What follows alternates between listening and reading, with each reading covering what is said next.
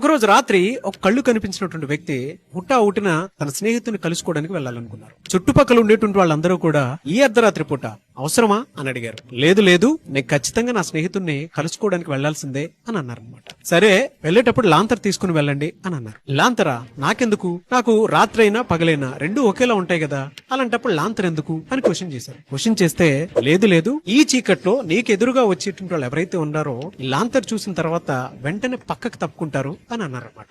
సరే అని చెప్పి లాంతర్ తీసుకుని ప్రయాణం మొదలుపెట్టిన కొద్దిసేపటికే అవతల వైపు నుంచి అకస్మాత్తుగా ఎవరు వచ్చి గుద్దేశారు. గుద్దేగానే నా చేతిలో లాంతర్ ఉంది, కళ్ళు కనిపించట్లేదా అని అన్నారనమాట. లేదండి, మీ చేతిలో లాంతర్ వెలగటం లేదు అని చెప్పాడు. ఈ ఎంటైర్ స్టోరీలో మనం అర్థం చేసుకోవాల్సినటువంటి విషయం ఏదైనా ఉంది అని అంటే, ఏదైనా పొరపాటు జరిగినప్పుడు ఎదుటి వారి మీద నిందలు వేసేటప్పుడు 1-2 సార్లు రీచెక్ చేసుకుని మరి ఆత్మ పరిశీలన చేసుకుంటే చాలా మంచిది. లేదు అని అంటే చాలా అపార్థాలకు దారితీస్తుంది.